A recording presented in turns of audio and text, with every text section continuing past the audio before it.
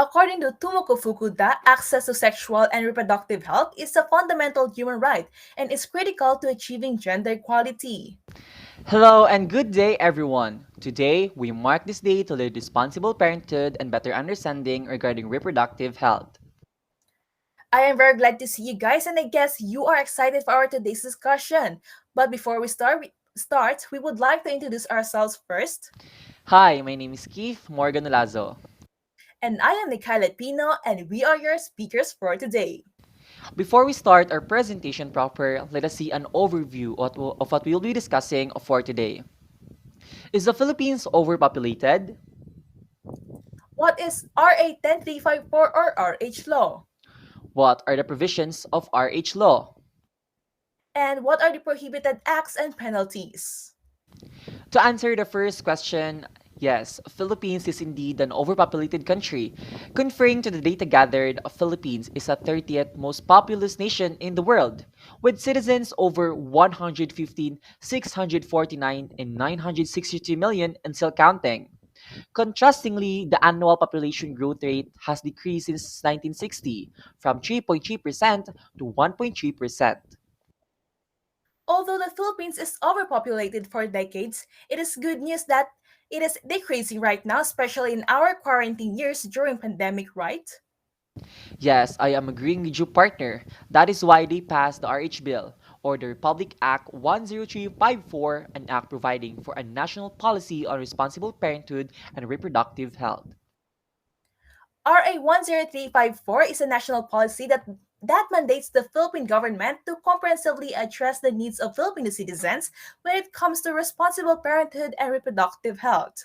And this law guarantees the following: access to services on reproductive health and family planning, maternal health care and services, and RH and sexuality education for the youth.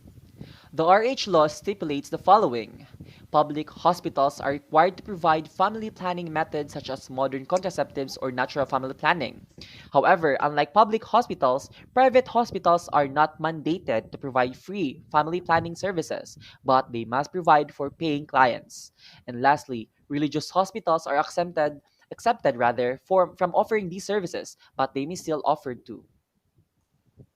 More to that, the RH law also includes a teaching of sexual education that teaches the following: values formation, children's and women's rights, population and development, responsible relationship, family planning, STI, HIV, and AIDS. Apart from sex ed, RH law also provides the following: the mobile health care, the emergency obstetric care, contraceptives, and maternal death review. Mobile health care is it will teach such as sex ed and provide medical services to the people who lives in far-flung areas. Emergency obstetric care rather, all hospitals should have a complete facility as well as the staffs, and the LGU must provide free contraceptives to the people. And then the maternal death review, it basically it talks about the maternal mortality.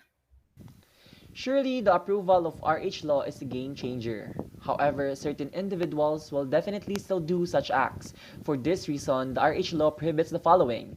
First, intentionally provide incorrect information regarding programs and services. 2. Refuse to perform legal and medically safe reproductive health procedures. And lastly, refuse to extend quality healthcare services and information on account of the person's marital status, gender, age, religious convictions, personal circumstances, or nature of work.